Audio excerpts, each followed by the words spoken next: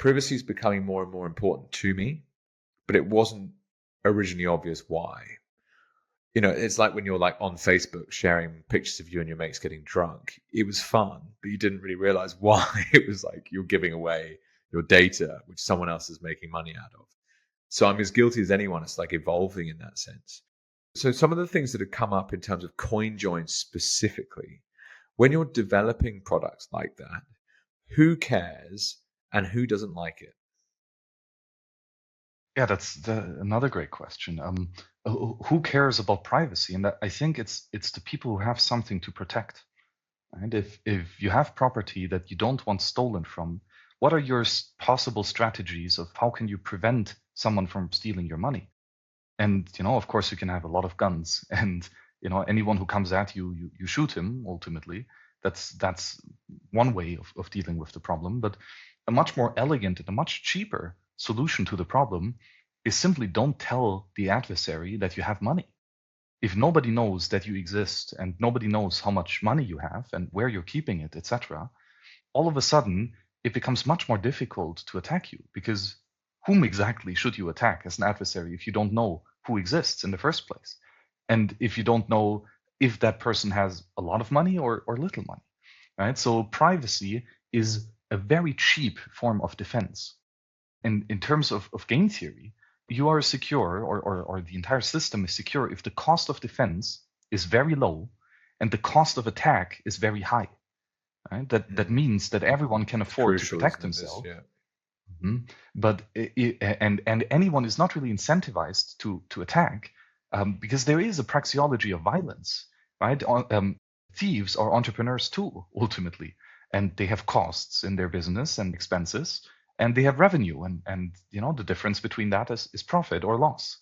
And so if you have to spend tens of Bitcoin on surveillance and machinery and labor in order to pull off a heist, but then at the end you only receive 1 Bitcoin from the victim, well, you've just lost 9 Bitcoin. You've decreased your capital, and that's a loss, right?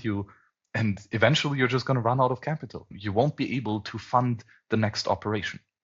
So that means privacy as an incredible defense technology is highly appreciated by the victims, right? The people who are being attacked, the people who are being stolen from, they appreciate privacy a lot.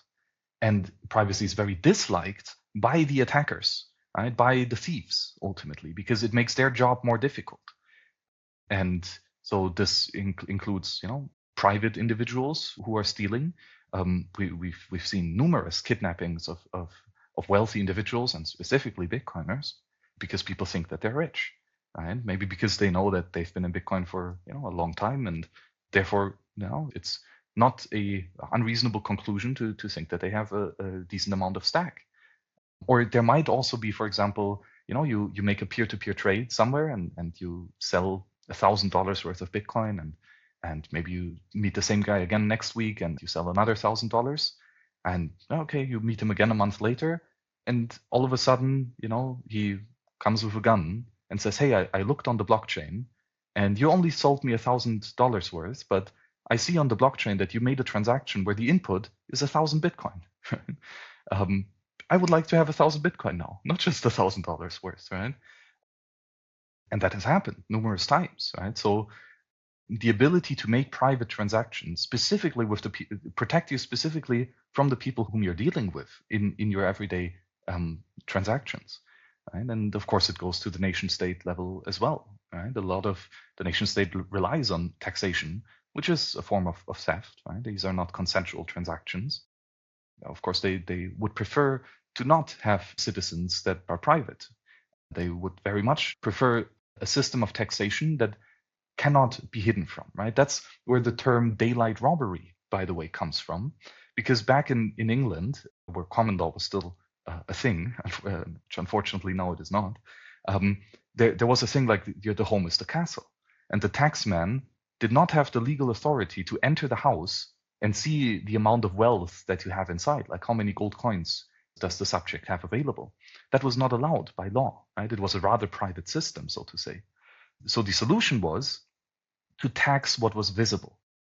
So the tax rate that you had to pay as a subject was dependent on the number and size of windows in your house.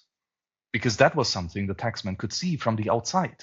You could not hide the number of windows that you have, right?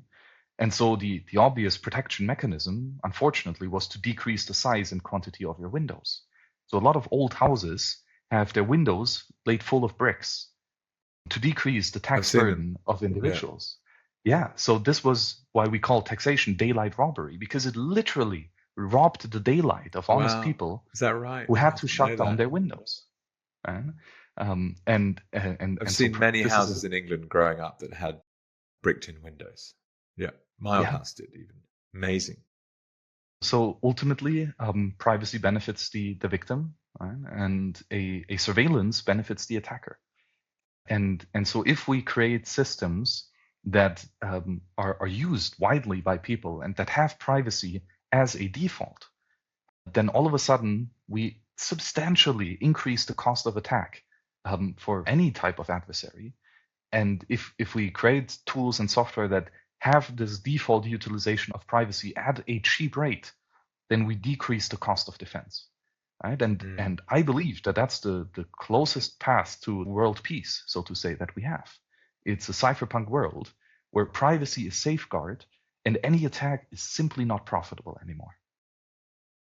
So cool. And wow, again, Bitcoin just teaches you so much. But like, what is a cypherpunk?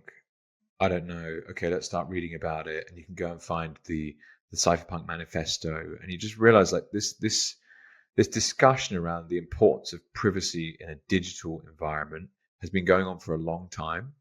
And what I love about digging into it as a concept is like it's just clearly so important. Yet, you'll see announcements from the European Union saying how dangerous it is that people can use software products to use peer-to-peer monetary networks. And when you put it in the perspective of attacker and defender, it makes so much more sense. And I completely agree with you. Like, it makes the incentive to steal from people, it gets smaller and smaller the harder it is to actually do.